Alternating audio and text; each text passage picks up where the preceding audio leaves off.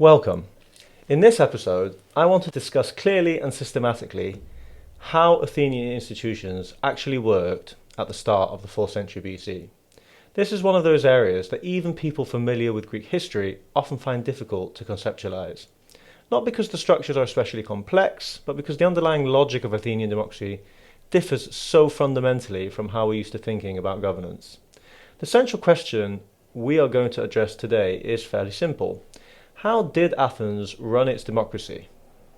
One of the most common obstacles to understanding the Athenian system is the tendency to speak about Athenian institutions as if they were somehow external to the people, as if the Boule, the Council, the Dikasteria, the courts, or Ekklesia, the assembly, were governing bodies in the modern sense, imposing decisions on the population. But this framing is misleading. It is important to understand that Athenian institutions did not stand above or apart from the people. They were composed of the people. There is no functional distinction between the state and the citizen body as there is today. In Athens, the people who made the decisions by voting in the assembly were the same people who enforced them, followed them, and held each other accountable. There was no gap between the government and the governed. The same individuals who judged in the courts were drawn from the general citizenry. Power was not delegated upwards. It was exercised collectively and directly by the Demos. Next, I want to outline the mechanics of this system, not in abstract terms, but institution by institution. The aim is to show very briefly how each part of Athenian democracy operated, how together they created a form of governance where the citizen body retained sovereignty not only in principle, but in day-to-day decision-making. First, let's lay out the three main institutions that made decisions and carried out the business of the state. These institutions were, number one, the assembly, otherwise known as the Ekklesia, two, the council, otherwise known as the Boule, and three, the people's court, otherwise known as the Dikasteria. There are slightly other small things we'll talk about too, but those are the three main ones. These weren't three branches of government in the modern sense. They were different ways in which the people, or the Demos, took part in running the city. In Athenian democracy, most citizens didn't just show up to vote. They also took part in running the city. They served in public roles, helped make laws, and sat on juries in court cases.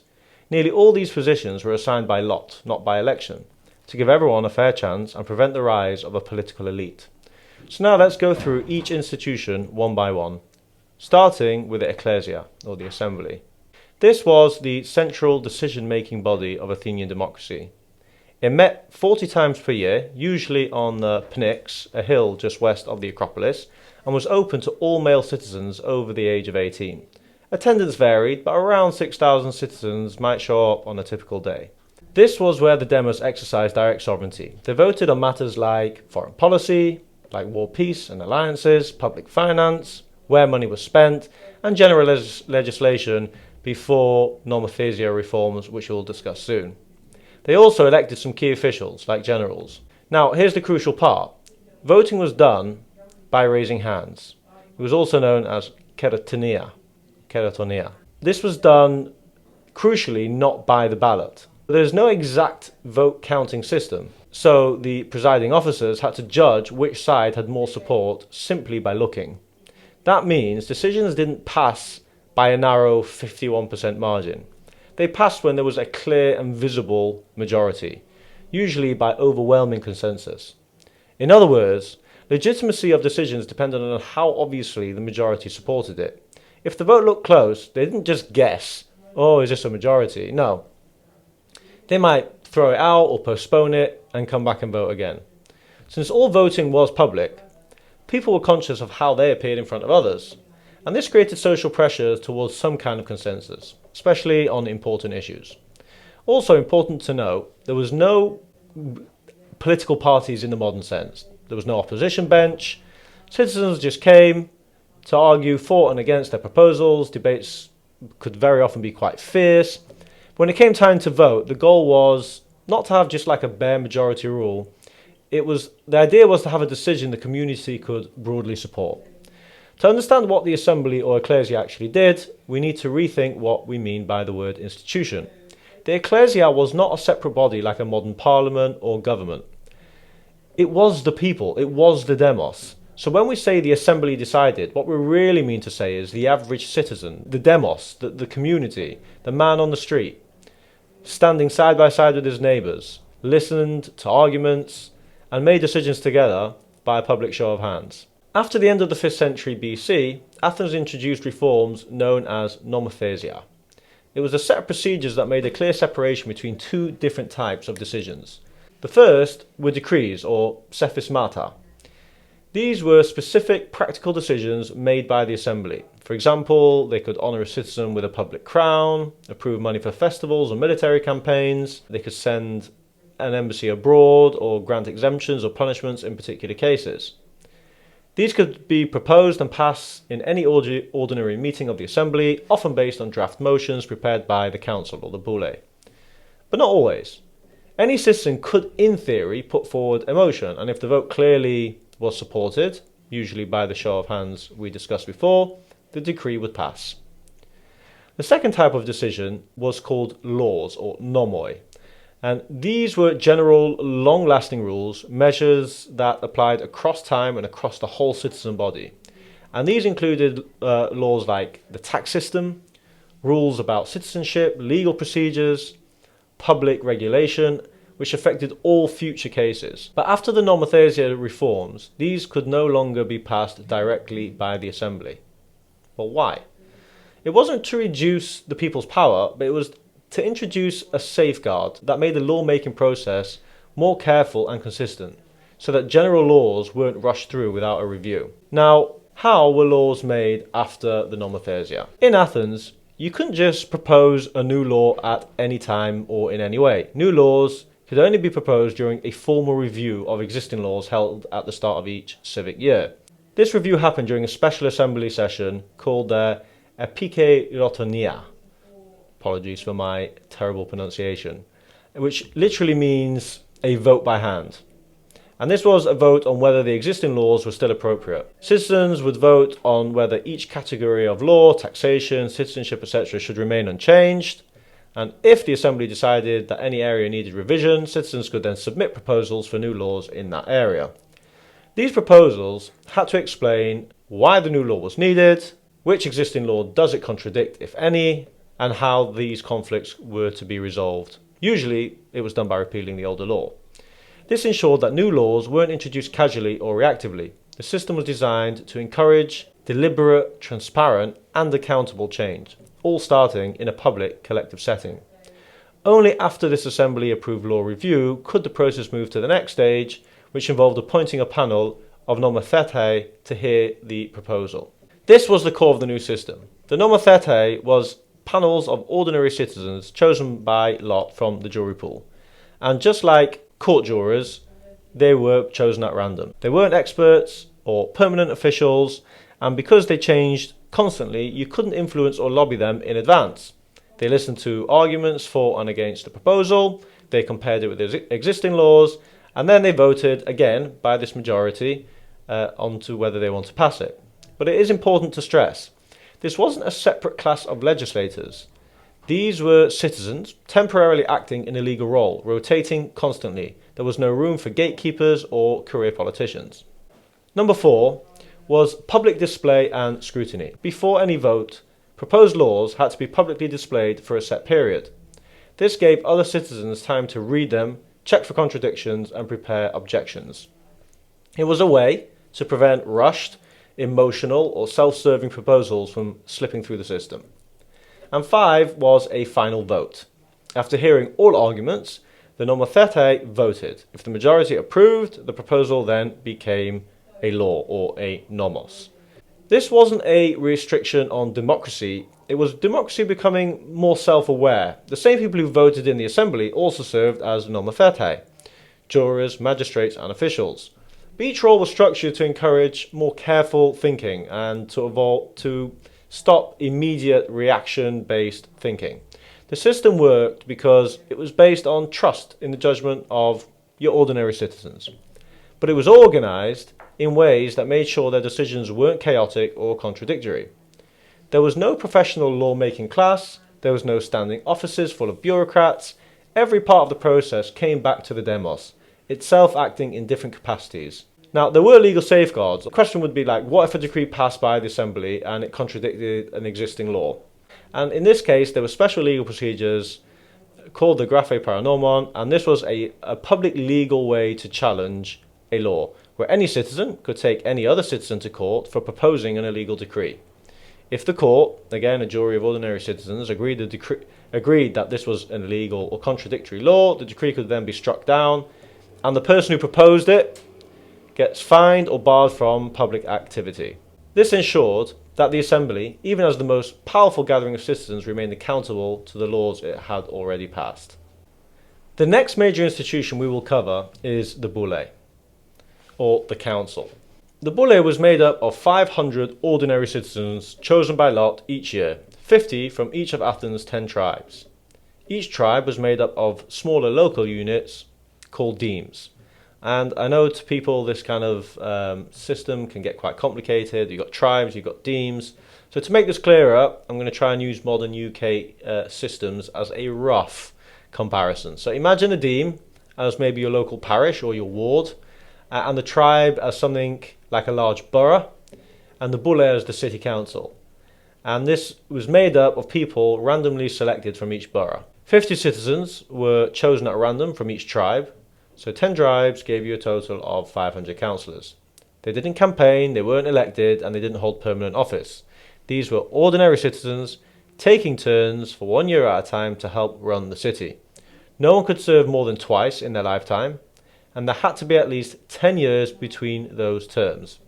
This system was designed to keep power rotating and to stop any single group from holding on to influence for too long. When we hear the word council or office, today we think of something formal, a building, staff, departments, filing cabinets, someone showing you to your desk on the first day. But the Boule, it had none of that. It wasn't a civil service. It wasn't a government department. There were no offices, there were no administrators, there was no permanent staff, no standing bureaucracy behind it. Yes, there was something called the Boule, which was a public hall where the council met, but it was just a gathering place. It wasn't an office building, it had no internal departments, no back rooms full of clerks, and much of the actual work didn't even happen in that building. Councillors often carried out their duties from home or in whatever space was available, maybe in a stoa, a temple, or a corner of the agora. There were no official desks waiting for them, no formal premises, just public responsibilities and citizens willing to take them on. So when we say the Boule ran something, we don't mean a team of officials managing things from behind closed doors. What we really mean here is a temporary group of random citizens taking their turn to do a civic job, then going home and returning to their everyday life, to their fields or whatever they were doing. There was no careers in administration, no one stayed in post, no one built their own little power base. It was a system built on rotation, accountability and constant turnover. This was government without an office. It was the people literally doing the work of the state. So, for example, if a grain shipment needed checking or if a public event needed organising, it wasn't handled by a professional department. It was just a few citizens called in to take care of it for a short time as part of their duty to the city. So, how was the Boule organised? The 500 councillors which you saw before were split into 10 groups of 50 called prytanes. Each group took its turn running things for around 35 days, which was 1/10 of the Athenian year. During that stretch, they were responsible for preparing meetings of the assembly and keeping the city running smoothly. Every single day, one of the members of that group was picked by lot to act as an epistates, or the day's chair. That person held the public seals and the keys and oversaw whatever business came up. The next day, someone else took over, and no one held executive power for more than 24 hours. So, what did the Boule actually do? So we can group the Boule's work into 4 basic areas. 1, setting the agenda. So the Boule didn't pass laws or make decrees itself, but it did draft what we call Probouleumata, or proposals. And again, I apologise for my terrible pronunciation. These proposals, they laid out topics for the assembly to vote on. These weren't binding, they were just recommendations. The assembly could amend or reject, but most structured debate began in this way. 2, they carried out day-to-day business. The Boule made sure things happened. Docks got inspected, temples were maintained, festivals went ahead, supplies were secured. But again, it didn't do these things as a body. Instead, it worked through citizens assigned to specific tasks, often as part of smaller groups or boards, such as the Tamiai, treasurers responsible for specific public funds, or the Sitophilakes, or citizens in charge of overseeing grain supplies and prices, or the officials who received and managed public taxes. These weren't professionals, they were just more citizens temporarily given a job, and they all reported back to the Boule, and ultimately to the people. 3 was watching over office holders. Before someone could take public office, they had to pass Dokimasia, a check to make sure that they were eligible. The Boule helped to run these checks. If something went wrong or an official was suspected of misconduct, the Boule could bring charges called Essenglia, or pass the case to the assembly or the courts to look into. At the end of every official's term, they underwent the Euthynai, which was like kind of a formal review. This included councillors themselves. Everyone involved in public administration could not escape scrutiny. Number 4, of what the Boule's jobs was handling emergencies. If something urgent happened between the assembly meetings, the Boule could act quickly, summoning people, gathering facts, and helping the city respond to any kind of crisis. But it always deferred back to the Demos where possible. So, why does this matter? Well, it matters because when we say the word the Boule did something, we're not picturing a department in an office block. As we discussed, no offices, no desks, no buildings, government buildings as we would recognise them. Just some hall with some benches and maybe a secretary with a wax tablet. And everything else was just citizens taking turn in open public spaces doing what needed to be done. And again, just to emphasise how different it was today, there was no efficiency, there wasn't goals or targets. The goal here was equality. The goal was making sure power kept moving from one hand to the other so that no one person could hold on to it. And this is what made Athenian democracy so radical. It didn't just allow the people to vote.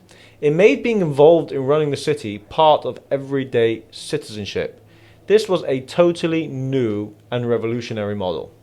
Finally, we're going to talk about the courts. Athens had no judges, no barristers, and no professional legal class. It had the Dikasteria, which was the people's court, and it was run entirely by the Demos, or the citizens themselves.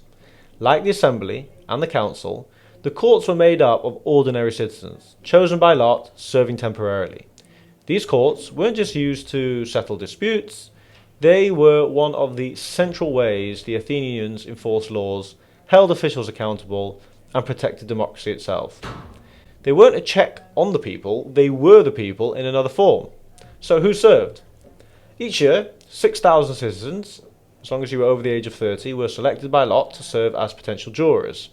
And from this pool, smaller panels were drawn up for individual trials, usually 201, 501, 1001 or more jurors were selected depending on the kind of case. There were no presiding judges. Each side presented its case directly to the jury. In private lawsuits, that meant 2 parties argued for themselves. In public cases, citizens could act as advocates or bring charges on behalf of the city. But although there was no formal legal profession, some Athenians, like famously Demosthenes or Lysias, earned a reputation as what we call logographers, speechwriters essentially. Citizens who didn't feel confident speaking in court could hire these men to compose their arguments. But they still had to deliver the speeches themselves. No one could speak on your behalf. The jurors, often in the hundreds, listened, judged, and voted by a secret ballot using these discs, usually bronze discs. Whichever side received the majority won. There was no deliberation and no appeal.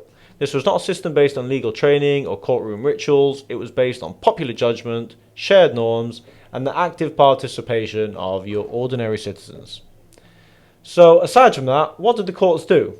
The Dikasteria heard a wide range of cases, but they also played a deeper political role. Their power extended far beyond typical legal matters. One is they tried lawsuits and criminal offences. They heard cases of theft, bribery, assault, slander, inheritance disputes, debts, contract violations, and more. These could be public or private cases, civil or criminal, but always decided by a randomised jury of citizens. 2. They reviewed officials. Every magistrate in Athens, as we discussed before, whether elected or chosen by lot, was subject to scrutiny, and at the start of the term they underwent Dokimasia. And it was a review of their basic eligibility. At the end, they faced the Euthynai, a formal audit of their conduct and finances. If wrongdoing was suspected, any citizen could bring a case against them, often through a Graphe, or a public action. This meant the courts were the ultimate check on how power was used. 3. Controlling the assembly. The courts could even overrule decisions made by the assembly if someone believed a decree passed by the assembly, as we discussed earlier, violated existing laws. They could bring this Graphe, Paranomōn, or literally a charge of illegality. If the jury agreed, the decree was struck down and the proposer might be fined or barred from proposing future laws. So while the assembly represented a mass participation, the courts represented legal continuity and discipline, and also maintained by the people themselves. And obviously after the Nomothesia, the court could make some laws. So after the Nomothesia reforms at the end of the 5th century, lawmaking became a court-like process. When a new law was proposed, it had to be reviewed by a special panel of Nomothetai, or citizens drawn from a jury pool by lot. They would listen to arguments for and against the law, compared it with existing legislation, and voted to accept or reject it. So what did this look like? Let's paint this picture. Imagine it, hundreds of citizens sitting in rows in like an open-air courtroom.